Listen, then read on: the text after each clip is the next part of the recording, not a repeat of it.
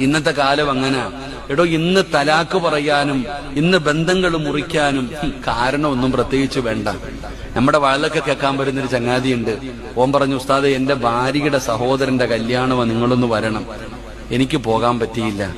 കുറെ നാള് കഴിഞ്ഞപ്പോ ഞാൻ ഇവനെ കണ്ടപ്പോ കല്യാണത്തിന് പങ്കെടുക്കാത്തതിന്റെ സങ്കടം കാരണം ഞാൻ പറഞ്ഞു, എടാ അന്ന് വരാനെന്നൊക്കെ പറ്റിയില്ല, സുഖമാണോ? അവള് പോയി ഉസ്താദെ എന്നെ. എന്റെ പറഞ്ഞു അവള് പോയെന്ന്. ഞാൻ ചോദിച്ചു, എന്ത് പറ്റി? ബർത്ത്ഡേ ആഘോഷിച്ചില്ല ഉസ്താദെ, ഞാൻ ഗിഫ്റ്റ് കൊടുത്തില്ല എന്ന് പറഞ്ഞ് അവള് പോയെന്ന്. അല്ലാഹു കാത്തുരക്ഷിക്കുമാറാകട്ടെ. ഒരു കാരണം, ബർത്ത്ഡേക്ക് ഗിഫ്റ്റ് വാങ്ങിച്ചു കൊടുത്തില്ല, അങ്ങനെ അവള് പിണങ്ങിപ്പോയി. പള്ളി കമ്മിറ്റി പോയപ്പോ ജമാഅത്തിന്റെ പ്രസിഡന്റ് ചോദിച്ചെന്ന്, നിനക്ക് വാങ്ങിച്ചു കൊടുത്തുകൂടായിരുന്നോടാന്ന്? നിനക്ക് ബർത്ത്ഡേ ആഘോഷിച്ച് ഒരു കേക്കൊക്കെ മുറിച്ചൂടെ?